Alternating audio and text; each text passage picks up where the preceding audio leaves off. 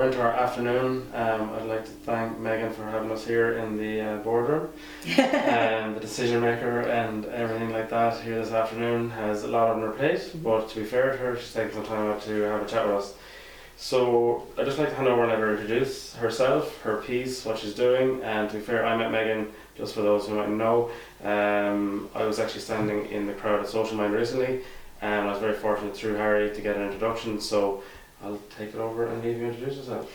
So I guess Meghann Scully is my name. We're here in the Limerick Post. I present and produce my own online show. I'm sure you probably might have seen some videos. So basically it's kind of a show to highlight all the good things happening in Limerick. So if there's an event on, we're going to be there. If there's an opening of something, or if there's a launch, or if someone maybe wins something, we cover all those bases. And I think music as well and sport, everything is in there. That, yeah, it's just a mixture of everything. It's kind of like a magazine style show promoting all the good stuff in Limerick.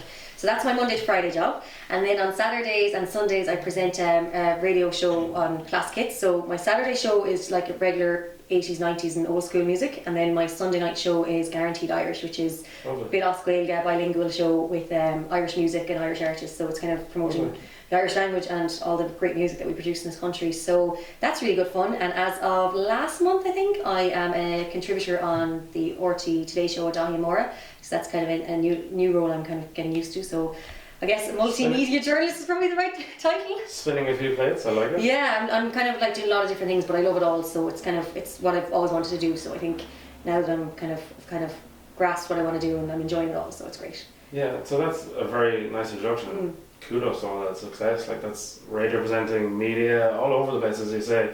And not only that, like, you're throwing yourself out and giving back to a whole array of projects, which I've seen as well, which is fantastic to do. So, like, to take this off on a journey, I suppose, really, like, what was the backstory? Like, where did Meghann start? What brought you into this? And how did you get to where you are today? So, kind of I suppose, unusual story when I tell this. I think people kind of go, like, kind of laugh at it, but I, growing up, was served in mass, like everyone did in the country. And my national school was beside our local church, so when mass was on Monday to Friday, our local priest used to get the servers from the national school, so you'd come up and you'd do the mass for the week. And I remember then Father Kyo one day was there and he just said, do you know what, Meghann, I might get you to read. I was 11 years old at the time, and he was like, you read. And I was like, me, read? And like at mass? And he was like, yeah. So he sent me out on Monday and I read, and then he was like, great. He goes, you read now for the rest of the week. So for the rest of the week I read, and then at the end of the week then I was put onto what is known as the readers list. So then I became reading at mass on Saturdays and Sundays. So that was kind of, I remember, a really big step for me, because obviously the congregation, like, huge, and it's like even like, that mass yesterday? No, there you go. So you know, and the readings then are obviously, you know, they're not exactly straightforward. So I used to go to my granny Sadie for a little bit of kind of lessons on certain words like the Ephesians and all these different all these different things from the Bible. And I think from there, that's where I kind of, I suppose, honed the craft of public speaking. Yeah. And then from there on, I just always knew I wanted to work in media, but I wasn't really sure where. And then I remember one time going into a radio station back home to talk about an event that we were running. And I remember I walked out and I said, rang Mum and said, this is what I want to do. I was like, I want to work in this. Wow. I was like, what do I do in college? And Mum said, media studies. So yeah, that's how I did. So I did a study in Gaeilge Millora in University Limerick, which is Irish and New Media. And then I did a Masters in Journalism in NUI Galway. And then since then I've been working in London, Dublin, Galway, Limerick, Cork, like kind of all around. But I guess the big break for me media-wise was after I finished my Masters, I got a job in London. I got an internship with MTV, so got to work with them for a full year, which was incredible. Like, so they were really hands-on. Like, my first week, my boss brought me into the studio, set up the whole camera, like they had the big massive camera and set up and tripod and everything, and then he goes, he goes, right, now you do it. And I went, what? And he said, put that together. And I went, but you, and he was like, go on. He goes, the only way you're going to learn. So from there on I was taught lighting, sound, camera, the whole shebang, researching, production, like I did it all. So I think that really kind of made me realise, right, this is definitely what I want to do. So that was a big thing on my CV. And then came back to Ireland, and I have to say I did a lot of unpaid work for a long time, and then eventually I was like at the brink of actually giving up, because I was like, it was such a hard industry to break into, and I thought MTV was going to make it much easier in Ireland for me, but when I got to Ireland I realised that it actually didn't really help me as much as it could have. And then I was like, why am I getting in here? So as I said, I just did loads of work for free until eventually I started getting opportunities that were paid, and then I'm down here in Limerick now over 4 years, and I love it, and I'm getting to like kind of be my own boss as well in quite a lot of instances, so it's just like, to even spin the plates, as you said, like, you're presenting, you're all doing the media, like, obviously the foundation from MTV, and obviously big labels a lot of people go to different companies, will say like KPMGs and all these different places, and to be fair, they think that that might set them up, whereas it's only like the first step. It knocks them for 6, if you will, when they come out. And you're dead right, I thought corporate world stuff would set you up. It's a great basis. It's a really good learning skill on top of your college degree. But like one thing I like there, and I would actually rephrase, is like you're saying you're doing all the unpaid work, but like to pivot that back, because I've seen you and you've done the work on stage, emceeing, all the rest of it. You were leading something that you love doing. You're good at public speaking, you're well able to get the message across, but at the same time, on relevant topics, you add value. So like, it's a case of people look up to that, and I was inspired. Here I am the first week of doing these fireside chats. I've done like nearly 7 or 8 at this stage. You nearly forget the camera's there half the time, and as I said, you were left with the challenge of put that camera together, you're like, oh god. But at the same time, it's all about challenging yourself. So like, with everything on challenges, you seem to be able to manage, say like 6 or 7 ventures nearly. You've so much going on. Everything I think that you're doing maybe on the voluntary side, like we were with Rory Darcy yesterday, who's the principal of St Oliver's in Downcarney, and he said one of the interview questions that he asks is, what are you involved in? As in to the interviewee. And he nearly says sometimes it nearly knocks them for 6 because they might not even be involved in anything. But that's telling them where they are in their life. So I'm on about the journey of self-exploration. So obviously you look internally, and that exploration rebounds, if you will. Like, so what's your own journey like? Like, what do you do in your own time, on downtime, all that kind of thing, to actually help discover what's Meghann all about? Because I imagine that challenge is hard, and obviously with Chloe Walsh, thanks again, she gave us the whole insight of like what it's like in the model world, and that social media side, that can be obviously very exciting, and what you're saying, all of that media stuff is addictive because it's so positive and it gets such a boom through social media. But like maybe the world of challenges that aren't so easy, like obviously as you mentioned, it's really hard and you finally got your breakthrough, but maybe give us an example of like that journey to where you are now. Like there obviously was difficult challenges, like how did you cope, how did you overcome them, like what was your secret sauce, if you will, or what was that journey like? I suppose one thing I haven't mentioned is another thing I am as an author. I published my first book last year, Broken Love, My Journey Through Loss and Grief. Well done. So I guess my inspiration is probably my grief. So I don't think I got actually to talk about this at Social Mind because I've spoken about it in previous events. So as an MC, I suppose I wasn't there to talk about my own journey, but this is probably what inspires me every day. But when I was 15 years old, back in 2005, my brother Marcus was killed in a car crash. Whoa, he was 18 at the time. He was 18 years and 18 days. And I guess straight away that completely, like I was preparing for my junior cert, he was preparing for his leaving cert, and then all of a sudden our lives were just completely shattered.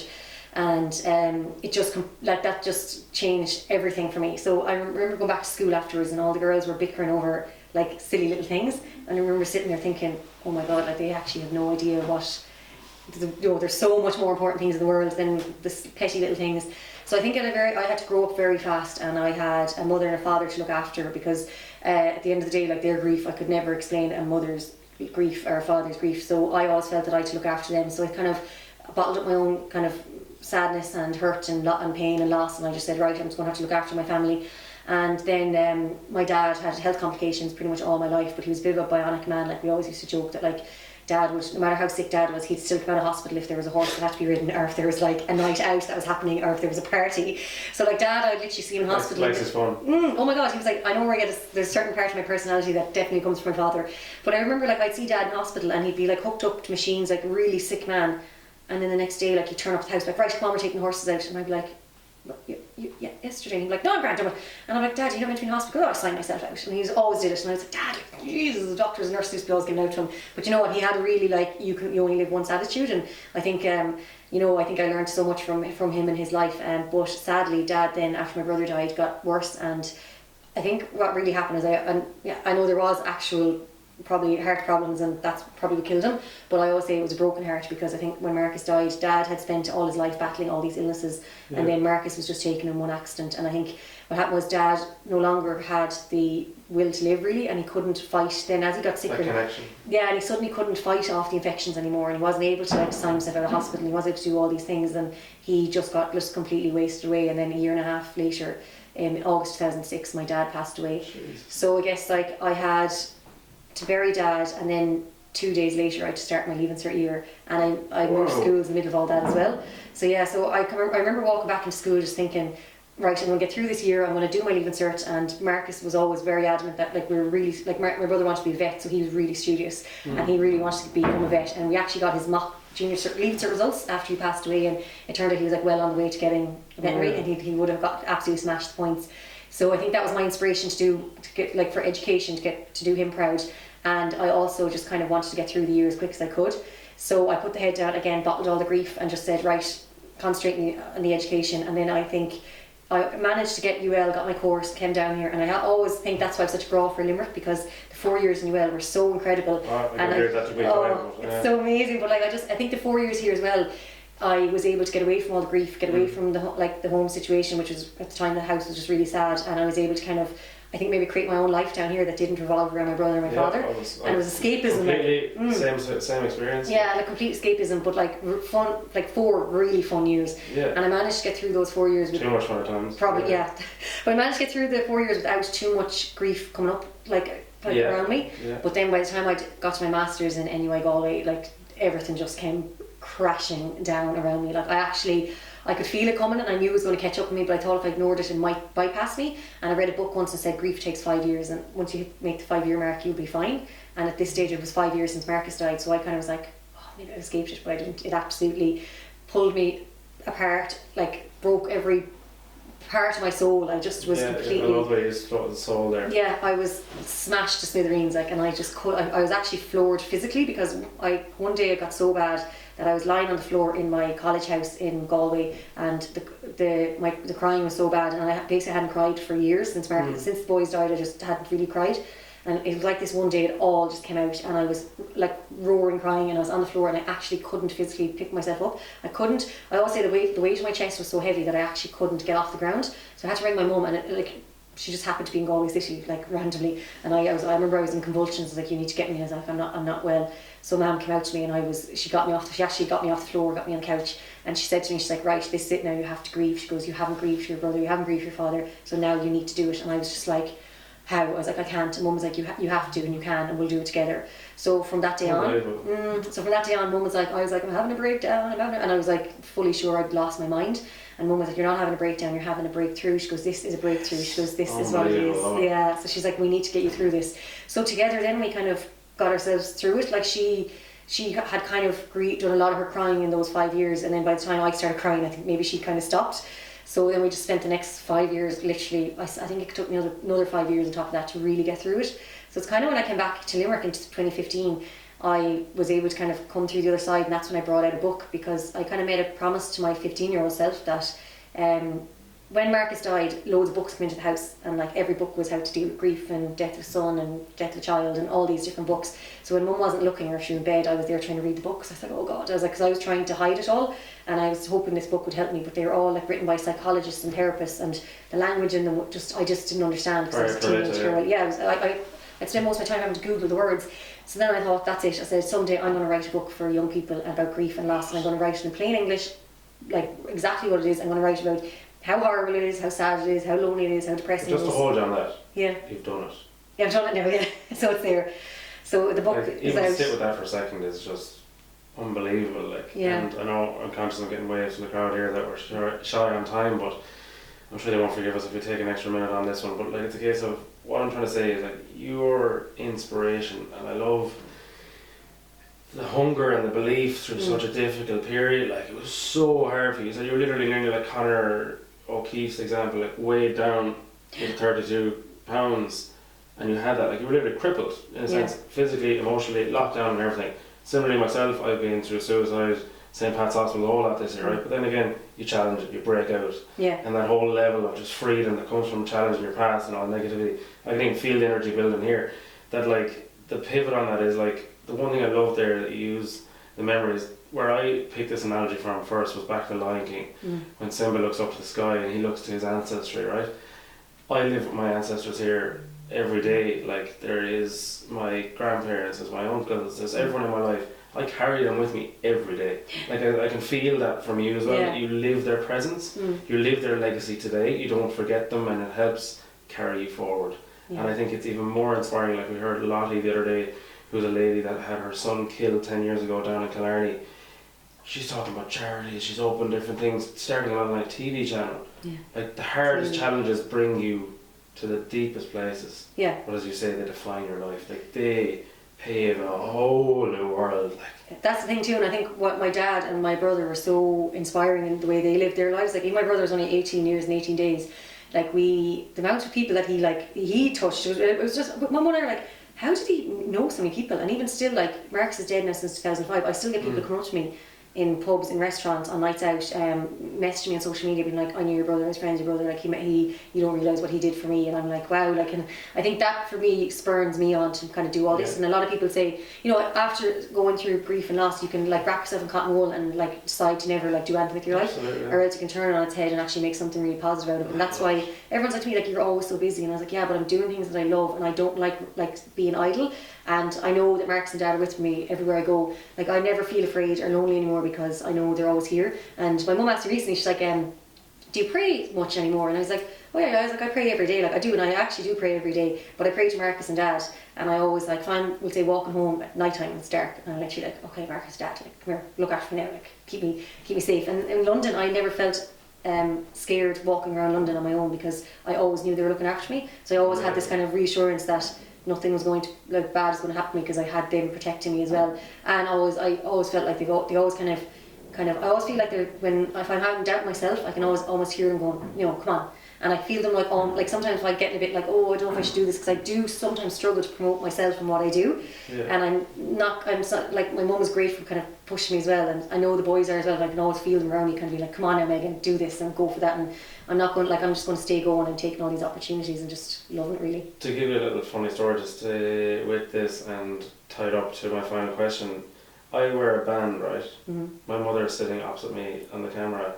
She's wearing the same band. We got this in Glenstall Abbey. We did a retreat earlier this year, which is a night away for the two of us on solitude.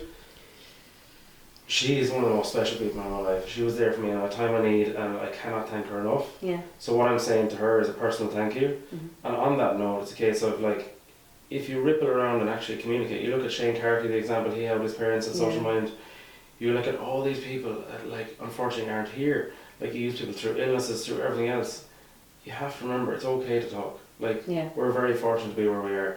So, like, my final question would be, for someone so inspiring, someone so strong, someone so positive, so successful, what would your piece of advice be for a young individual in Limerick, and what would you say to them to try and cope, or if they're having a difficult challenge?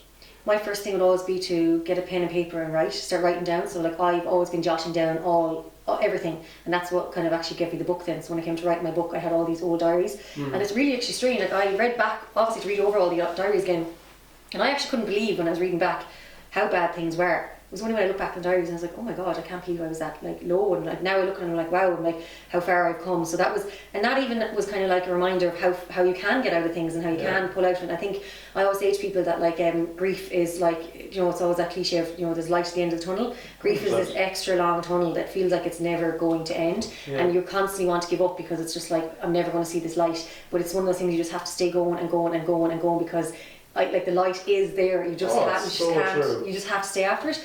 But as well, I would say about talking to someone professionally, like I've been to a load of different counsellors, and I have to say you have to find the right one, because a lot of people think that, you know, I've had so many friends that went to them like, oh, it didn't work for me, I didn't like them, I didn't bond with them, and I'm like, you have to find the right one. For me, it turned out to be men, because obviously I lost my brother and my father, so I was missing two most important men in my life. So I found I could connect really well. That level of support from a figure. And I found I connected so well to a male counsellor, and that's where I got my healing as well. And I found so I think, like, always try to find the right counsellor, right? And also there's always something that'll kind of give you healing. So for me, it's horses. My dad and I rode horses together, and that was just that's what we did all our life. And for years after Dad died, I literally would, like, I'd be on a horse and I'd be just crying. I felt, because I feel closest to my dad when I'm around horses, but then I found it really emotional, but it was actually really therapeutic. And now like, I love being around a horse. Even just the smell of a horse, I'm like, it just brings me such, like, they're so therapeutic and they give me such healing. So find that thing. Maybe it's horses, it could be a dog, it could be some kind of sport that you played. Just to share an embarrassing story, I just want to jump to mind, like, crying, there's nothing wrong with it. No, absolutely like, not. I remember even ringing my sisters last year, picture this at EP, and I was bawling. Yeah. Because I want it then there. It's just the visualization. It's such a trigger. Yeah. Because Maeve, my youngest sister, she loves picture this. And it's a case of you want those opportunities to have memories. You said you want those times that you're nearly reliving the memory in your head, and it just triggers. Yeah. And there's no problem with crying. Let it out. Like leave It it needs to go out. Exactly. Let it out. Give it out. And as you said, through whatever tools, it could be writing, journaling. Even this year, I've done 2 challenges that I've smashed. Written poetry. Yeah. Sorry, 3 actually. Taught myself an instrument and done pottery. Oh wow. So like, it's just like, if you told me last year we were doing pottery, I was like, that's cool, yeah. Well, it's so cool. You're like making something, then you're like seeing getting yeah, better. it's unbelievable. So like, this was my final question to say, just to thank you on this. Is there any final thoughts that you'd have around social mind and everything like that? From what we even say, it's on the night. For even everyone, the last tool that I see is very helpful is technology. Like, so would you see anything from like a perspective of, like, what's your view on social mind in the sense of where you are now versus maybe a few years ago? Oh yeah, like a couple of years ago, that's when I read back in those diaries and I see where I was then, it's like, and I can't believe where I've come to now. But I always think as well, like I gave a talk recently about grief in the Irish Hospice Foundation event in Galway, and one thing I was saying to her was like, yeah, now I have everything now, and I have all the tools, and like I know now what my triggers are, and I know what sets me off. But now I kind of have, I say, those tools that I know now how to kind of help myself get through it. Yeah, exactly. And I always say to people, like, you know, you will come to a stage of acceptance and you will kind of learn to maybe move on with what's happened, but then like just go easy on yourself and know that like there will be maybe in the future there could be triggers or something that will knock you back again, but you know, be prepared for it as well. So don't just think it's all happy and smiling roses straight away. Like, you know, and I know for me that like there'll probably be moments in my life that like momentous times like getting married, like, and things like that, and having kids that, you know, my dad and brother won't be there. So in my head already I know that they'll probably be also tough times, but also really joyous times. So I think just go easy on ourselves as well. And I do think social media as well sometimes it is great, but then I know sometimes it can also be kind of a dark place. Yeah. But I think if you follow the right people on social media and you follow people that you know like inspire you and kind of, you know, like you don't have to follow people that if you're like on social media, say you're on Instagram and there's someone and maybe what their content actually upsets you or kind of like maybe kind of gives you that kind of, I don't know, just doesn't make you feel right, just don't follow them, because I think your Instagram feed should be stuff that really like inspires you and makes you like, you know, motivates you. Yeah, because you see people now out hiking and it's kind of like, or else sometimes I see someone maybe hiking near here and I'm like, oh, where's that? Oh my god, that's way down the road. Let's do that this weekend. So like that kind of thing, and I think in like engage with people that you know are going to benefit you as well, because you know social media is obviously a very big, huge thing that anyone could talk to anyone, but it's like finding the right people as well, and just. And with those social minds events, I think they more and more people should start coming to them, because the people you meet, like the amount of people I've met now over the years, unbelievable. And I'm still friends with people I met the very first one years ago. So it's like it's creating such a really safe, nice environment with really nice people, and everyone is there for a reason. And I think going forward, I'd like to see bigger numbers coming to them, because I think people don't realise how beneficial they are in so many ways. Hopefully, if it gets on the road and we get one down here, yeah, definitely. But listen, look, I'll leave it at that. I would like to thank everyone here. Thank you especially. Thank you. And it's an absolute pleasure to hear stories like that. I appreciate it's very difficult to talk about those things, but I appreciate from what you're saying, you bring those to light. Yeah. And they're still here in the room with us. So on that note, I'd like to thank you and your family. Thank you. Thanks, Meghann. Thank you.